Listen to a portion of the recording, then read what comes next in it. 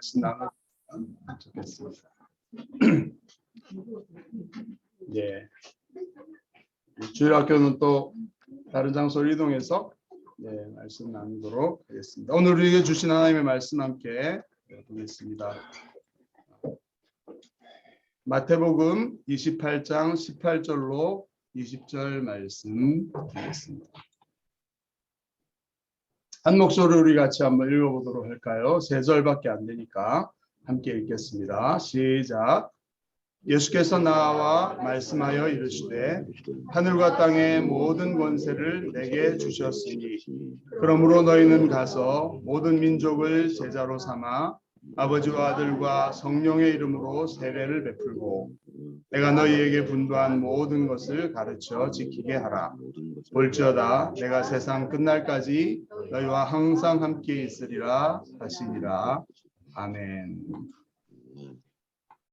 우리 이 시간에 함께 잠깐 기도드리고 말씀 듣도록 하겠습니다. 하나님 아버지, 복된 주일 아침 저희가 함께 모여 하나님을 예배하며 이제 주님의 말씀에 귀 기울이고자 합니다. 우리 영혼의 양식인 주의 말씀을 예배하러 모인 주의 권속들에게 한 사람 한 사람에게 풍성하게 나누어 주시옵소서. 우리의 생명이 되게 하시고 새로운 힘이 되게 하시고 또 새로운 소망과 능력이 되는 말씀으로 이 시간 성령님 역사해 주시옵소서. 부족한 자를 사용해 주시고 주의 주시는 말씀만을 증언할 수 있도록 입술을 생각을 주장하여 주시옵소서. 예수 그리스도의 이름으로 간절히 비옵나이다. 아멘. 네, 오늘 함께 나눌 말씀의 제목은 교회란 무엇인가 두 번째 파트가 되겠습니다. 우리가 1년을 지나면서 이렇게 교회로 모이고 예배하고 있는데요. 잘못하면 우리 어느 방향으로 가고 있는지 방향을 잃어버릴 때가 있어서 1년에 한 번 정도는 교회에 관한 것들을 점검하는 말씀을 나누고자 합니다. 교회란 무엇인가? 지난주에 첫 번째 우리 했던 말씀 한번 돌아볼까요? 지난주에는 에베소서 4장에 있는 말씀으로 교회는 머리이신 그리스도에게 함께 성장하는 공동체다, 이런 주제로 그래서 말씀이 중심이 되고 목회자의 역할이 중요하지만 그건 한 몇 %일까요? 목회자의 역할이 중요하고 하나님이 주신 선물이긴 하지만 그러나 몸을 세우는 데 있어서는 그리스도에게까지 교회가 자라가는 데 있어서는 목회자만의 역할이 아니었다. 그 부분이 좀 강조되었죠. 온 성도가 하나님의 말씀을 따라서 자기의 사역, 자기의 역할을 잘 감당함으로써 각 지체가 그 역할을 충실히 감당함으로써 사랑 안에서, 사랑과 진리 안에서 그 몸을 스스로 세우느니라, 이렇게 되어 있죠. 그래서 목회자의 퍼센트를 아무리 맥시멈으로 잡아도 50%가 넘지는 않는 것 같습니다. 성도들이 어떻게 하느냐에 따라서 그리스도에게까지 자라가는 그런 교회 되자, 이런 말씀을 함께 나누었고, 오늘은 두 번째로 이 말씀입니다. 여러분 이 말씀을 함께 읽으셨는데 하늘과 땅의 모든 권세를 받으신 주님은 죽으시고 부활하시고 승천하시는 그 순간이었고요. 예수님께서 11제자, 한 제자는 예수님을 배신했고 스스로 목숨을 끊었기 때문에 없었죠. 11제자를 갈릴리에 있는 그곳으로 부르셨습니다. 그래서 이 앞부분에 보면 산에서 11제자가 예수님을 만났죠. 부활하신 예수님을 만났습니다. 이제 마지막 예수님께서 할 유언과 같은 말씀을 하시는 그런 장면인데, 하늘과 땅의 모든 권세를 내게 주셨다. 이제 주님께서 하나님 보좌 우편에 가셔서 하늘과 땅을 다스리는 그런 하나님 보좌 우편으로 가시는 그런 영광의 자리로 가시는데, 그때 제자들에게 11제자죠. 구체적으로는 부탁하신 말씀. 그래서 이것을 그러므로 이후로 19, 20절을 보통 지상 명령, 지상 사명 이렇게 말합니다. 지상은 땅 위 이런 지상이 아니고 지극히 높은, 영어로 하면 the great, commandment 혹은 the great commission. 주님께서 가장 중요하고 가장 높은 것으로 명령하시고 맡겨주신 부탁하신 일, 그것이라고 말하죠. 그러면 교회는 주님께서 그 마지막 유언처럼 남기신 그 말씀을 항상 기억하고 그 말씀대로 행해야 되겠죠. 네. 오늘 살펴볼 것은 그 11제자에게 하신 말씀 아니냐, 우리하고도 관계 있냐. 예수님이 승천하시고 나서 2000년 가까이, 2000년이 넘게는 아니고 한 그 정도 지났는데 우리도 그렇게 해야 되느냐 하는 질문을 할 수 있죠. 그러면 또 왜 해야 되느냐, 그게 뭐고 왜 해야 되고 어떻게 할 수 있느냐, 이런 질문이 있을 겁니다. 그렇게 중요하고 지극히 높은 그런 주님이 부탁하신 일들이라면 우리가 육체의 삶을 끝내고 주님을 만났을 때, 아니면 주님께서 재림하셔서 우리 지난 고백한 것처럼 저리로서 산 자와 죽은 자를 심판하러 오셨을 때 우리가 주님께 내가 그렇게 특별히 부탁했던 그것, 어떻게 그것에 따라 살았느냐, 이 교회들에게 물으실 텐데 오늘의 말씀의 결론에 따라서 주님, 우리는 그런 부탁 받은 적이 없는데요, 이렇게 대답할 수도 있겠고, 정말 그렇다면 우리가 어떻게 교회로서 살아갈 것인가를 생각해 봐야 되겠고, 또 우리가 할 수 있는 바들을 어떻게 할 것인가를 찾아서 마음을 모아서 이렇게 하겠죠. 근데 이제 전제는 이것입니다. 지난주에 나눴던 말씀처럼 우리가 말씀으로 충실히 성장하고 성숙해 나갔을 때 이런 주님이 맡겨주신 명령과 일을 감당할 수 있다. 어린애들한테 나가서 돈 벌어오라 이렇게 하지 않죠. 그러면 거의 그 범죄인이 되지 않습니까? 앵벌이 이런 거 하는 나쁜. 그래서 교회도 마찬가지입니다. 그래서 우리는 첫째 전제가 우리가 충분히 말씀 안에서 영적으로 성장하고 성숙해야 된다. 교회가 갓난아이들만 막 누워있는 그런 신생아실 같은 모델이 아니라 대가족처럼 함께 성장하고 서로 키워주고 돌봐주고 먹여주고 이렇게 하는 역동적으로 살아있는 공동체라면, 그 다음에 우리가 생각할 왜 그렇게 성장하느냐, 주님처럼 주님을 닮아가고 주님처럼 주님에게까지 살아가는 자체가 엄청 가치가 있죠. 정말 인격적으로나 성숙하고 존경할 만한 그런 사람이 될 수 있지만 그걸로 끝이 아니라 이 땅에서 사명이 있다는 것입니다. 내용이 어떤 것입니까? 하늘과 땅의 모든 권세를 주셨으니 그러므로 너희는 가서 모든 민족을 제자로 삼아 아버지와 아들과 성령의 이름으로 세례를 베풀고 내가 너희에게 분부한 모든 것을 가르쳐 지키게 하라. 여기까지가 명령 혹은 부탁이죠. 근데 여기 동사들을 좀 살펴보면 가라는 게 나오고 제자를 삼으라는 게 나오고 세례를 베풀라는 게 나오고 가르쳐 지키게 하라 이런 게 나옵니다. 동사가 4개가 나오는데 퀴즈. 어떤 동사가 제일 중요할까요? 4개 보이십니까? 너희는 가라. 그리고 모든 민족을 제자로 삼아라. 아버지와 아들과 성령의 이름으로 세례를 베풀어라. 그리고 내가 너희에게 분부한 모든 것을 가르쳐 지키게 하라. 명령이고 혹은 부탁이니까 동사로 되어 있는데 이 4가지 중에 어떤 게 핵심일까요? 힌트는 이 4개 중에 하나는 전체를 포괄하는 어떤 동사이고 3개는 그것에 약간 종속되어 있는, 그걸 하기 위해서 이렇게 하는 것이다. 이렇게 나눌 수가 있거든요. 우리 한글로 보니까 잘 모르지만 헬라어 언어로 보면 정식으로 명령하는 동사는 하나가 있고 나머지는 분사 형태로 되어 있습니다. 이렇게 하고 이렇게 하고 이렇게 함으로써 요걸 해라 라는 것입니다. 자, 어떤 걸까요? 메인 동사가 뭘까요? 네? 라스트 원. 첫 번째. 또 목사님은 답을 아실 것 같고 네. 틀릴까 봐서 대답 안 할 수도 있는데, 예.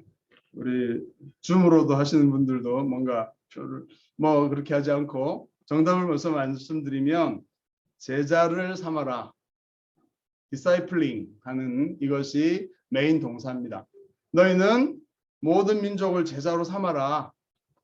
이것을 부탁하신 거죠. 예수님이 11 제자를 삼으셨죠. 3년 동안. 그들을 부르시고 데리고 다니며 말씀을 가르치시고 실수하고 서로 싸우기도 하고 이러는데 하나님 나라를 쭉 말씀하셔서 이제 부활하신 예수님을 끝까지 증언하고 만나고 주님을 이렇게 보내드리는 그 산에까지 온 거죠. 그 제자들에게 예수님께서 내가 너희에게 한 것처럼 너희도 가서 제자들을 삼아라. 이런 거죠. 근데 대상은 모든 민족들에게 이렇게 되어 있습니다. 그리고 그 제자를 삼기 위해서 먼저 모든 민족들에게 가야 되죠. 여기 너네 동네에 가만히 있지 말고 가라. 감으로써 그리고 아버지와 아들과 성령의 이름으로 세례를 베풀므로써 그리고 내가 너에게 분부한 모든 것을 가르쳐서 지키게 함으로써 제자를 삼아라 이거죠. 그렇게 하는 게 제자를 삼는 겁니다. 여러분 교회가 제자 훈련하고 막 이런 교회들 있죠. 전도하고 선교 열심히 하는 교회들이 있습니다. 그런 게 옵션일까요? 해도 되고 안 해도 되는 뭐 이런 걸까요? 교회의 오늘 이 말씀의 핵심은 제자를 삼는 일은 어떤 특정한 교회가 하는 게 아니라 우리 주님께서 초기 교회 주님이 만드신 그 11명의 제자와 그 외 제자들도 함께 있었죠. 이들은 지도자 같은 역할이었으니까 그들에게 하셨던 그들을 대상으로 하셨던 제자를 삼으신 일 이것이 교회에서 주님이 머리이신 주님이 교회 머리로서 하셨던 일이었고 이 일을 너희도 가서 이스라엘 민족에게만 아니라 모든 민족에게 가서 이 일을 해라 이거죠. 그러기 위해서는 가야 되고 그 다음에 그들에게 복음을 전해서 세례를 받는 세례 받는 건 뭡니까? 예수님을 믿겠다. 예수님과 내가 결혼하겠다. 예수님을 받아들이고 예수님을 나의 주님 나의 하나님으로 모시고 평생 함께 살겠다. 이렇게 서약하는 거죠. 예수님과 함께 죽고 함께 사는 그 의식을 치르느냐 마느냐 이게 아니라 세례를 어떤 방식으로 주냐 이게 중요한 게 아니라 예수님을 믿고 예수님과 연합하겠다. 부부가 되는 것처럼 그렇게 예수님을 삶의 주님으로 모시고 그분께 순종하며 그분을 사랑하며 그렇게 살겠다라는 결단을 하는 것이 세례를 주는 것일 것입니다. 그걸로 끝이 아니라 그렇게 믿게 한 다음에는 그들이 지난주에 얘기한 것처럼 말씀대로 주님의 뜻대로 살아갈 수 있도록 가르쳐서 지키게까지 해야 됩니다. 그래서 제대로 된 제자 훈련은 어떤 목사님이 자기가 생각하는 것만을 막 하는 게 아니라 머리이신 예수님께서 생각하시는 제자의 모습 그것은 어디에 나와 있습니까? 성경에 나와 있죠. 특별히 복음서 마태복음에 산상설교 이런 데 나와 있잖아요. 예수님이 가르쳤던 것들을 똑같이 그대로 가르쳐서 그대로 살아갈 수 있도록 주님의 제자를 만드는 일 이것이 교회가 맡은 지상 명령이고 사명이다 이런 것입니다. 그러면 이것을 왜 해야 되느냐 하는 부분이 있습니다. 왜 예수님께서 모든 민족에게 갑자기 하라고 하실까요? 이스라엘 사람들이 갈릴리 출신이었거든요. 11명의 제자가 대부분. 그들이 모든 민족에게 가는 게 쉬운 일은 아닌데 모든 민족에게 가라 이렇게 말씀하셨는데 왜 모든 민족에게 가야 되느냐 하는 부분들은 그래도 생각할 필요가 있습니다. 예수님의 관심이 오늘날 그 당시에나 오늘날 유대인들 중에 일부가 생각하는 것처럼 유대인들, 이스라엘 사람, 히브리인들은 하나님이 선택한 특별한 민족이야. 그래서 이방인들은 다 아무것도 아니고 지옥에 멸망해야 되고 우리만 하나님이 구원하셔. 이렇게 생각하고 있는 유대인들이 좀 있었거든요. 그것이 절대 오해라는 사실을 주님은 밝히 보여주시는 거죠. 예수님께서는 육신으로 오셨고 하나님의 아들이셨지만 육신으로 오셔서 사람들을 어떻게 생각하시고 어떻게 진리를 얘기하시고 어떻게 구원하시는지를 체험시켜 주셨던 것이 이스라엘만을 위한 것이 아니다. 그들에게는 주님이 할 수 있는 3년간의 사역을 통해서 하셨지만 이 말씀은 뭘 얘기합니까? 이 똑같은 일이 이스라엘뿐 아니라 모든 민족에게 일어나야 된다. 하나님이 모든 민족을 구원하기 원하신다. 이런 것들을 깔고 있는 것이죠. 자, 그래서 이 산에서 제자들에게 이 명령을 내리신 말씀과 거의 대칭이 된다고 할까, 연결이 되는 어떤 산에서 일어났던 이스라엘 과거의 구약에서 있었던 일이 하나 있습니다. 출애굽기 19장을 보면 하나님께서 모세라는 구원자를 통해서 뭐 60만 장정만 60만이니까요. 온 가족으로 합치면 한 200만 정도 되는 엄청난 민족, 이스라엘 민족을 출애굽해 내셨죠. 그리고 시내산이라고 하는 곳에 1년 정도 머물면서 그곳에서 하나님이 말씀을 주십니다. 근데 그 언약을 세우시는 첫 번째 초기에 하셨던 말씀이 바로 출애굽기 19장 5절 6절에 나와 있는데요. 한번 같이 읽어보겠습니다. 보이시죠? 시작.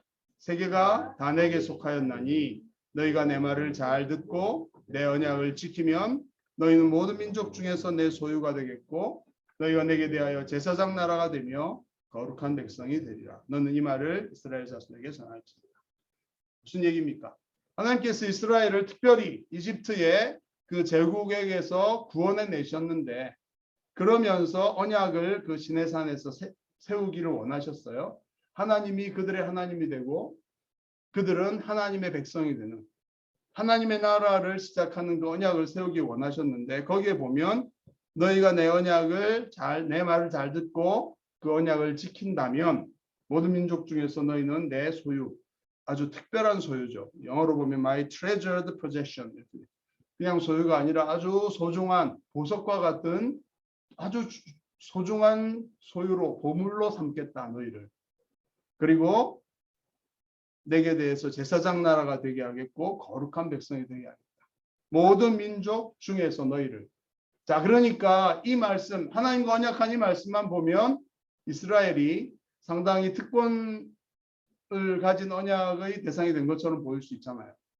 근데 그렇지 않다는 것. 하나님의 관심은 모든 민족 중에서 이스라엘만 특별히 특권을 주겠다는 게 아니라 제사장 나라가 뭡니까? 제사장은 자기만 하나님 앞에서 복 받는 게 아니죠. 이스라엘 사람들을 대표해서 그들에게 복을 주기 위해서 하나님 앞에 축복을 구하기도 하고 하나님의 말씀을 전해서 그들이 복 받는 삶을 살도록 가르치기도 하고 이런 역할, 하나님과 백성을 이어주는 역할을 하는 게 제사장이라면 제사장 나라의 역할은 뭘까요? 너희만 잘 살아라. 너희는 제사장이니까 아주 특권과 축복을 많이 누려라. 이게 아니라 너희를 통해서 모든 민족을 제사장을 통해서 복 주고 싶다. 그러려면 너희가 먼저 변화되고 너희가 하나님과 언약한 복된 사람, 그 핵심은 하나님의 언약을 잘 지키는 데 있습니다. 이스라엘 사람들이 노예 근성에 찌들어 살아왔습니다. 그래서 눈치 보고 눈앞에 있는 이익만을 위해서 살아갔지 남을 속이고 자기 욕심대로 막 하는 것들에 대해서 너무 익숙해온 삶이었는데 하나님께서는 율법을 주시면서 십계명과 율법을 주시면서 어떻게 진리 가운데 살아야 하나님이 함께 하시며 복 주는 거룩한 백성이 될 것인가를 말씀을 통해 쭉 얘기하셨어요. 출애굽기 19장 다음에 20장에 보면 십계명이 나오고 21장, 22장, 23장까지 그 십계명을 풀어놓은 것이라고 할 수 있는 율법들이 자세히 나옵니다. 그래서 이 말씀을 너희가 지키면 거룩한 백성과 제사장 나라의 역할을 할 수 있을 것이다. 이 얘기를 하고 계시는 거죠. 그래서 우리가 이 성경을 오해해서는 안 됩니다. 유대인처럼 오해해서는 안 되고요. 그 다음에 이 약속은 모세를 통해 이스라엘 백성 전체에게 한 이 약속은 사실은 창세기 12장에 나오는 아브라함이라고 하는 이스라엘의 조상을 부르시면서 했던 하나님의 아이디어의 구체적인 실현이었다는 것을 볼 수가 있습니다. 창세기 12장도 한번 볼까요? 하나님께서 아브라함을 처음에 부르시면서 75세 노인 아브라함, 우리 어르신 75세 되셨나요? 80세 되셨나요? 네, 비슷한 나이에 하나님께서 아브라함을 처음 부르셨는데 어떤 말씀하셨냐면 내가 너로 큰 민족을 이루고 내게 복을 주어 이름을 창대하게 하리니 너는 복이 될 것이다. 너를 축복하는 자에게 내가 복을 주고 저주하는 자에게 저주할 것이니 땅의 모든 족속이, 이 부분만 같이 읽읍시다. 시작. 땅의 모든 족속이 너로 말미암아 복을 얻을 것이라.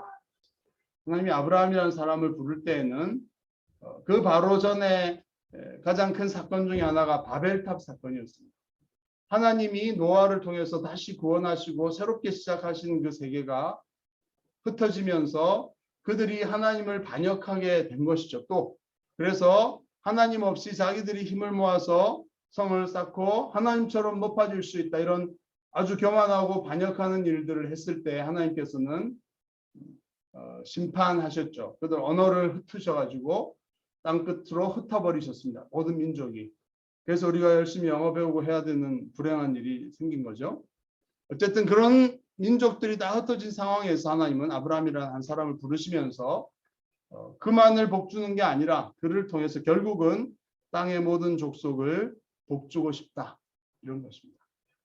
자, 아브라함을 통해서 이스라엘이 형성이 되고 이스라엘 민족을 통해서 하나님은 언약을 세워서 제사장 나라를 삼으셔서 결국은 아브라함과 다윗의 후손으로 오신 메시아 예수 그리스도께서 그 사역을 마치시면서 이 말씀을 하고 계시는 것입니다. 이 배경을 쫙 깔고 있는 말씀이에요. 그래서 모든 민족에게 가서 제자를 삼으라고 하는 것은 아브라함에게 약속하셨던 모든 민족을 내 씨를 통해 복주겠다 하는 말씀의 구체적인 실현이었던 것이죠. 그러면 왜 이런 일을 해야 되는지 아시겠죠? 하나님께서는 모든 민족을 너무 사랑하시고 창조하신 분이시고 그들이 하나님과 관계를 회복하고 복받기를 원하시는 그런 마음에서 이 모든 일들을 진행해 오셨고 결국은 기쁘다 구주 오셨네. 예수 그리스도를 주셔서 그가 이 땅에 오셔서 죽으시고 부활하심을 통해 하나님께로 돌아올 수 있는 모든 길이, 모든 장애가 해결되고 죄의 문제가 해결되고 하나님께 올 수 있는 모든 일들이 준비되었을 때 예수님은 제자들에게 가서 이 복음을 전해서 모든 민족에게 가서 복음을 전해서 세례를 받게 하고 그들이 그 말씀대로 살아서 하나님의 복을 누리게 하고 그런 일들을 땅끝까지 해라, 이렇게 말씀하고 있는 것입니다. 자, 그러면 이 11명의 제자가 이 말씀 앞에서 어떻게 했을까요? 우리가 그 11명이었으면 어땠을까요? 땅끝까지 어떻게 가지? 말도 잘 못하는데 우리는 갈릴리 쪽에 약간 사투리가 섞인 아람어밖에 할 줄 모르는데 그 당시 로마 제국이었잖아요. 땅끝까지 통용되는 언어는 헬라어였죠. 그리스 로마 문화는 그리스 문화가 언어와 문학이나 뭐 철학이나 이런 종교나 이런 게 쫙 깔려 있었고 로마라는 군사력과 이런 체계적인 이런 걸 가지고 세계를 정복한 상태였습니다. 그래서 헬라어, 오늘날 영어처럼 헬라어를 할 수 있으면 땅끝까지 가서 소통하는데 큰 문제는 없지만 이 갈릴리 출신의 이 제자들이 그걸 하기는 쉽지 않죠. 예수님께서는 그들에게 진짜 literally 그들이 땅끝까지 가기를 기대하고 이 말씀을 주신 것일까? 그 질문을 뒤집어 놓으면 우리하고는 관계없는 그들만을 위한 명령이었을까? 그런 질문을 하게 되죠. 여러분, 우리 교회도 이런 이 말씀, 이 지상 사명에 좀 관련이 있습니까? 책임이 있나요? 아마 신앙생활 해오신 분들은 그걸 해야 된다, 순교해야 된다, 전도해야 된다 아시겠지만 왜 그런가를 아셔야 됩니다. 하나님은 예수님을 보내주신 것이 일시적으로 갑자기 즉흥적으로 이게 아니라 처음에 온 인류가 하나님을 떠나고 다시 기회를 줬는데 바벨탑을 통해서 또 모든 민족이 흩어졌을 때부터 이 모든 민족을 어떻게 구원할 것인가 하는 그 사랑의 마음을 가지고 차곡차곡 계획을 세워 오셨다. 아브라함을 부르시고 이스라엘 민족을 출애굽을 통해 구원하시고 형성하시고 그들의 약속하신 그 메시아를 통해 모든 민족을 복주기 원하시는 그것이 2000년 전에 실현되는 그 장면에 있었던 것이죠. 자, 근데 20절에 중요한 힌트가 나와 있습니다. 20절을 한번 보실까요? 볼지어다 부분입니다. 시작. 볼지어다 내가 세상 끝날까지 너희와 항상 함께 있으리라. 세상 끝날까지. 어떻게 생각하세요? 이 11명의 제자가 세상 끝날까지 살았을까요? 지금도 살고 있나요? 아직 세상은 끝날이 오지 않았죠. 예수님이 다시 재림하셔야 세상 끝날이 오는데 세상 끝날까지 그 제자들과 함께 있겠다 이렇게 말씀하신 것은 어떻게 이해해야 됩니까? 아마 이 말 때문에 그 당시 제자들은 우리가 죽기 전에 세상 끝날이 오고 예수님이 다시 오실 것이다 이렇게 믿었던 것 같은데 예수님의 의도는 그게 아니죠. 여러분 모든 민족에게 이 복음이 전해지는 거 아직도 2000년이 지났지만 아직도 미전도 종족이 있죠. 복음이 전해졌습니까?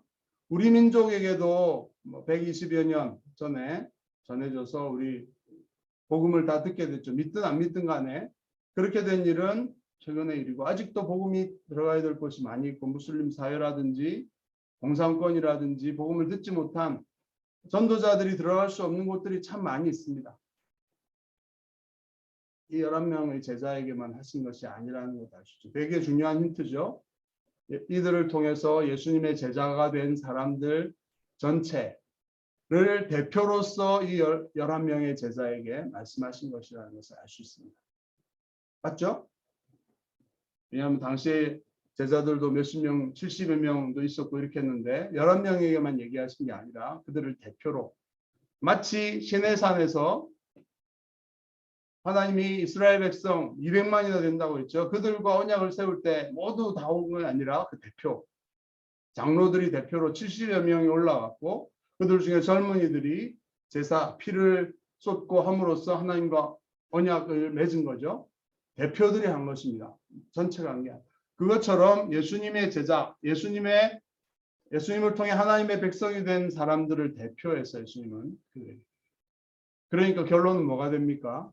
우리가 이 예수님의 말씀을 복음으로 전해 들었고 믿게 세례를 받고 믿게 되었고 주님의 말씀으로 계속 말씀을 지켜 행하는 그런 복된 삶을 살아간다면 여러분 말씀 지켜 행하는 게 복이 맞습니까?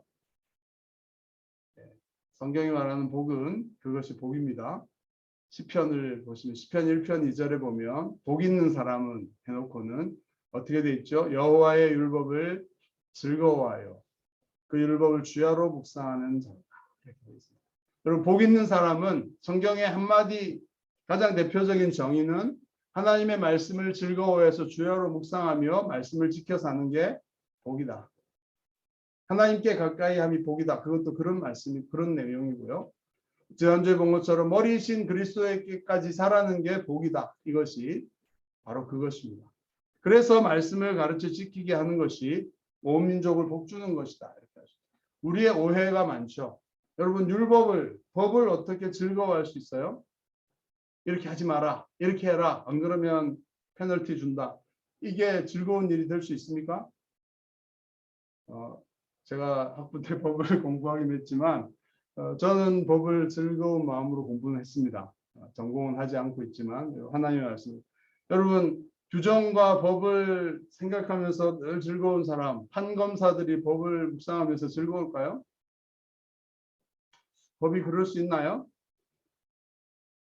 하나님의 법은 훨씬 더 수준도 높고 그런데 그것이 우리에게 복과 즐거움이 될 수 있나요? 될 수 있고 그래야 되는 것입니다. 제가 헌법을 공부하면서 학부 때 헌법이 갖고 있는 그 이상과 비전을 생각하면서 막 가슴 뛰던 때가 있었습니다.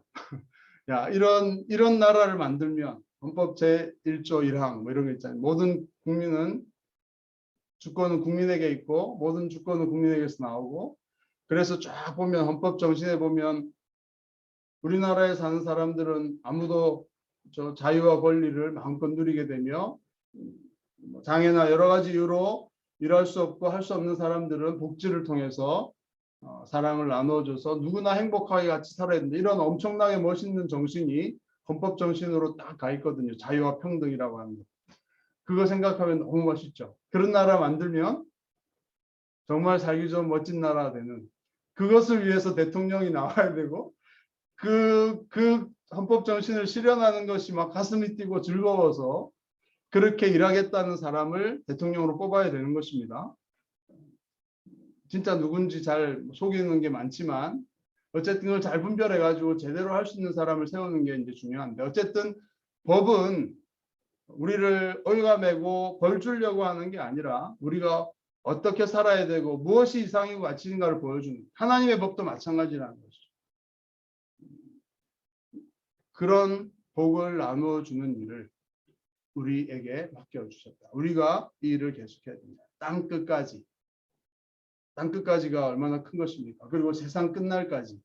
이런 예수님의 말씀을 보면, 예수님은 그 당시에 앞에 있는 열 몇 명의 제자들을 생각하신 게 아니라 그들을 통해서 모든 교회, 모든 주님의 제자가 될 사람들을 바라보시면서 말씀하고 있다는 것을 알 수 있죠. 자, 그렇다면 우리가 교회로서 존재한다면, 쉼터교회가 작년 12월에 시작이 되었고 이렇게 모이기 시작하고 있다면, 안 오신 분도 꽤 있지만 뭘 해야 된다는 것입니다. 주님 앞에 갔을 때 내가 너희에게 분부한 이 모든 것들을 행했느냐? 우리는 어떻게 할 수 있을까요? 모든 민족에게 가야 되고요. 복음을 전해서 세례를 받게 해야 되고 그들에게 말씀을 가르쳐서 지킬 수 있게 함으로써 제자를 삼아야 된다. 이게 지상 사명인데, 그래서 오늘의 정답, 교회는 무엇인가? 예수님의 이 지상 사명을 내 것으로 받아들이고 완수해 나가는 공동체, 선교하는 공동체, 전도하는 공동체, 제사 삼는 공동체, 뭐라고 하든 간에 이 일을 해야 되는 것입니다. 우리가 어떻게 하면 할 수 있을까요? 고민해야죠. 시대가 많이 바뀌었고 문화도 많이 바뀌었고, 이런 상황에서 어떻게 하면 우리가 사람들에게 복음을 전할 수 있을까요? 여러분, 우리 주위에 먼저는 11명의 제자들의 삶을 사도행전에 보면 그들이 이제 예루살렘으로 올라갑니다. 그곳을 떠나지 말고 내가 약속한 기다리라 했기 때문에 예루살렘에 계속 머물면서 성령의 강림을 경험하고 그곳에서 예루살렘 교회를 개척하고 그곳에서 교회가 막 확장되면서 말씀이 흥왕해가면서 교회가 믿는 사람들이 막 늘어나죠. 그래서 예루살렘과 온 유대와 사마리아와 땅 끝까지. 그래서 이제 이방인 선교는 이 11제자가 주로 감당한 게 아니라 하나님께서 또 다른 사도를 추가로 적절한 인물을 부르시고 붙여주시죠. 사도 바울입니다. 그것이. 이 사람은 터키 남부 지방에서 태어나서 헬라어의 학문에 아주 능통한 사람이었고 유대인이었기 때문에 또 예루살렘에 와서 어릴 때부터 율법을 막 배우고 해서 양쪽 바일링구얼에 아주 능통한 사람이었죠. 언어나 학문으로나 시민권도 있었고 로마시. 이 사람이 예수님을 핍박하던 사람을 예수님이 부르셔서 사도로 삼으시고 그가 이방인의 사도로, 사도행전 나머지 13장 이후로 보면 이 사람의 활약이 대단하죠. 당시 로마 제국 전반을 돌아다니면서 복음을 전하고 교회를 세우고 땅끝까지 복음을 전하는 일이 28장에 기록되어 있습니다. 우리는 29장을 기록하고 있다고 말들을 하고 있죠. 그 후손들을 통해서, 그 이후의 교회들을 통해서 우리가 복음을 받게 되고 여기 교회가 생긴 것입니다. 그래서 우리가 할 일은 우리가 할 수 없는 것을 막 하려는 것이 아니라는 겁니다. 우리가 할 수 있는 것을 하면 된다. 한글로 말이 소통되는 사람들에게 복음을 전하는 일을 하면 우리 1세대 교회로서는 충분하다. 그러나 우리 교민들 사회, 그리고 이곳에 탈북민들도 1000명 가까이 유물들에 모여 있습니다. 그들도 한글이 통하죠. 그들에게는 우리가 책임이 있다는 거죠. 어떤 방식으로든 그들에게 복음을 전해야 됩니다. 믿고 안 믿고는 그들의 책임이고 하나님 앞에 대답할 문제지만 우리가 복음은 전해줘야 된다. 그리고 막 길거리에 가서 막 확성기 틀어놓고 복음을 계속 얘기한다고 책임을 다한 게 아니죠. 그거는 듣고 싶지 않은 사람이 많고 들을 수 없는 사람이 많기 때문에 그 방식은 아닌 것입니다. 어떻게 해야 될까요? 그런 것도 해야 되지만 우리의 책임은 우리가 만나고 있고 우리가 가까이서 알고 있는 그 사람들입니다. 우리가 알지도 못하는 사람들에게 막 이게 아니라 알 수 있는 사람, 그러나 믿지 않는 사람. 제가 문여원에서 일하면서 회원들 등록하고 관리하는 일을 매니저로 하다 보니까 이렇게 사람들을 많이 알게 됐는데 한 60-70명 이렇게 회원이 되어갖고 70명 됐는데 그중에 예수님 믿는 사람, 안 믿는 사람, 믿지 않는 사람이 몇십 명 됩니다. 그분들을 제가 알게 되었죠. 그리고 어떤 분들은 문예 원장님으로 거의 매일 만나기도 하고 그 사람들은 하나님은 나한테 책임을 맡겨주신 거죠. 그들이 믿게 만드는 것은 내가 할 수 없지만 적절하게 지혜롭게 그들에게 하나님이 살아계심과 하나님이 어떻게 그들을 구원하시고 죄를 사하시고 하나님의 백성으로 부르시는지 하는 이 복된 소식은 적절하고 지혜로운 방식으로 전해줘야 되는 것이죠. 그래서 우리 모두가 바로 그것을 하면 되는 것입니다. 모든 민족에 가서 막 전도하고 선교하고 막 돈을 이런 게 아니라 우리가 할 수 있는 일을 하는 것입니다. 다음 세대, 우리 자녀들이 바이링구얼들이 많잖아요. 걔들은 또 하나님 앞에서 언어가 되는 그 세대를 향해서 너희가 어떤 역할을 해라 이렇게 말씀하시겠죠. 그거를 하려고 할 때 우리가 서포트해주고 경제적으로나 여러 면에서 지지해주고 하는 역할을 1세대 교회로서 하면 100점이라고 저는 생각합니다. 어떻게 할 것인가 하는 것이죠. 오늘 광고 때 나눴지만 미니 알파 같은 것을 하면 좋을 것 같습니다. 우리 문예원에서 한 4월이나 5월쯤 점심시간에 식사를 조금 더 정성을 들여서 잘 준비해서 우리가 생각하는 믿지 않는 친구들, 가정들을 초대하는 거죠. 한꺼번에 100명 하면 안 되니까 한 사람당 한 가정이나 한 사람씩만 초대하면 한 10명 정도 와서 식사하고 그래서 한 1시부터 30분 정도 제가 복음의 핵심에 대해서 4번이나 5번에 걸쳐서 얘기를 하고 그 다음에 그 내용을 가지고 그룹으로 좀 둘러앉아서 뭐든지 기독교에 대해서 물어봐라. 오늘 들은 30분간의 그 핵심적인 내용에 대해 어떻게 생각하냐. 이런 것들을 제가 막 답을 주는 게 아니라 여러분들이 둘러앉아서 같이 대화하고 내가 생각엔 그렇다. 이렇게 해서 함께 복음에 대해서 얘기하고 관계를 맺는. 그래서 교회에 와서 예배부터 드려라. 믿지도 않는데 하나님께 경배하고 찬양하고 할 수 없죠. 그렇지만 그런 식사 초대를 통해서 질문과 대화를 통해서 복음을 믿고 싶은 사람은 더 나올 수 있게. 전혀 관심이 없다면 우리도 할 책임은 다 한 것이죠. 그런 식으로 이 알파 코스를 좀 진행해 보자 합니다. 할 수 있을까요? 여러분들이 알파 코스 때 할 수 있는 것을 좀 찾아서 나는 식사를 준비한다거나 아니면 꽃을 장식한다거나 뭐 할 수 있는 부분들을 우리가 함께 준비해서 하면 100점이라고 생각합니다. 어떤 분은 몸으로 할 수 없으면 또 헌금을 통해서 그 재원들의 지원을 하면 되겠죠. 이 시대에 그런 일들을 하면 제자 삼는 세례를 주기 위해 복음을 전하는 일을 할 수 있는 것이고 그들이 예수님을 믿게 되면 또 우리가 서로 그들에게 말씀을 도와주고 가르쳐서 말씀대로 살아갈 수 있도록 이렇게 도와주면 되는 것입니다. 또 3월 달에는 또 중요한 전략 중에 하나는 지도자들을 세우는 것이죠. 그래서 남수단에서 신학교 사역을 하는 이유는 그것입니다. 거기에 남북 수단의 전쟁으로 인해서 정말 10년도 넘은 내전 때문에 어른들이 많이 죽고 고아들도 많이 생기고 그래서 북수단은 무슬림으로 완전히 이렇게 했지만 남은 좀 자유롭게 복음을 전할 수 있는 이런 곳이 되었다고 합니다. 그래서 거기에서 목회자들을 잘 기르면 되죠. 우리나라도 복음이 들어온 다음에 장로교 신학교, 평양 신학교라고 들어보셨습니까? 거기에서 1901년에 신학교가 시작되었고 초기에는 외국인, 미국인 선교사들이 교수로 많이 가르쳤지만 이후로 교수들이 많이 배출되고 하면서 제가 나온 총신신학대학원도 사실은 평양신학교에서 뿌리를 두고 있는 갈라져 나온 여러분 총신, 장신, 고신, 합신, 그다음에 한신 이게 다 기독교 뿌리, 평양신학교에 뿌리를 두고 다 갈라져 나오고 확장된 것입니다.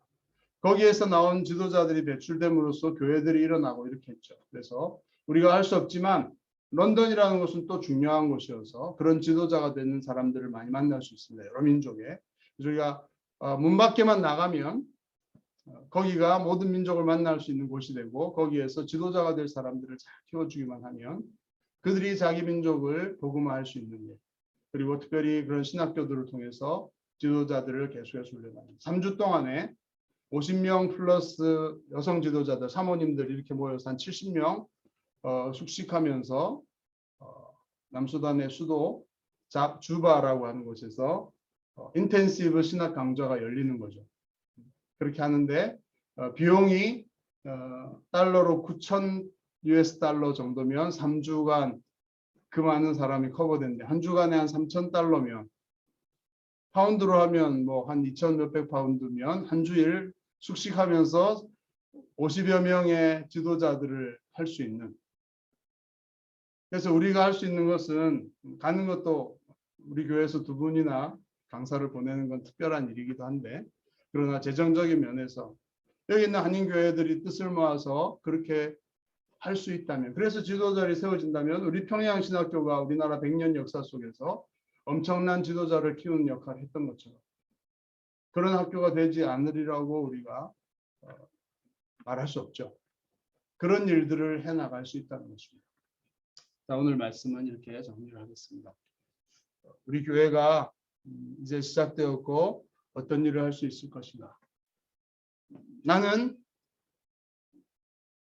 이런 중요한 지극히 큰 사명을 받은 자로서 이것이 즐거운 일입니다. 복된 일입니다. 그리고 하나님 앞에 갔을 때 정말 너 세상에서 가진 것들 다 어쨌냐? 그거 다 두고 왔습니다. 이렇게 말하고 끝낼 게 아니고 세상에서 대단한 업적을 했습니다. 이것이 아니라 하나님 나라에 영원히 남을 만한 그런 일들을 우리가 작은 수고를 통해 마음을 모아서 감당할 수 있다면 하나님 우리 작은 우리를 통해서 엄청난 일에 사용하실 수 있다 생각합니다. 우리 찬양했죠? 물고기 몇 마리, 떡 몇 덩이를 주님께 드렸을 때 그것을 가지고 5,000명이 배불리 먹게 되는 주님의 통로가 될 수 있는. 그래서 우리가 정말 뭐 별거 아닌 것처럼 보이는 이 교회지만 이것을 진지하게 받아들이고 이 사명을 가지고 우리가 살아가겠다 이런 마음을 가지고 어떻게든 할 수 있는 작은 일부터 시작하겠다 이렇게 하신다면 이 뉴몰든 쉼터교회를 통해서 뉴몰든의 엄청난 변화들이 시작될 수 있다. 저는 그렇게 믿습니다. 그 일을 하고 싶고 그래서 할 수 있는 만큼 그 일에 함께 참여해서 마음을 같이 해서 그 기쁨과 그 열매와 그 주님이 주시는 영광과 상급과 칭찬에 참여하는 그런 우리 쉼터교회 되었으면 좋겠습니다. 아멘이시죠? 기도하겠습니다. 하나님, 교회란 무엇인가 두 번째 말씀을 나누며 주님께서 저희에게 부탁하신 이 지상의 부탁, 가장 크고 위대한 이 부탁 생각해 보았습니다. 저희가 어떻게 왜 할 수 있을지 생각하며 이 말씀을 믿음으로 받기 원합니다. 참 부족함이 많은 지금의 모습이지만 우리 쉼터교회가 이 말씀을 우리 교회의 지표로 삼고 가장 중요한 주님의 부탁으로 삼고 작은 일을 시작하고 그 작은 일에 마음을 모아서 수고함으로써 주님의 큰 일을 이뤄나가는 통로가 되게 하여 주시옵소서. 특별히 뉴몰든 지역에 특별히 하나님을 알지 못하는 많은 한인들과 탈북민들에게 이 귀한 생명의 복음을 전하고 그들을 지도자로 세우고 땅끝까지 주의 나라가 확장되는 일에 중히 쓰임받는 그런 쉼터교회 되도록 축복해 주시옵소서. 예수님 이름으로 간절히 기도하옵나이다. 아멘.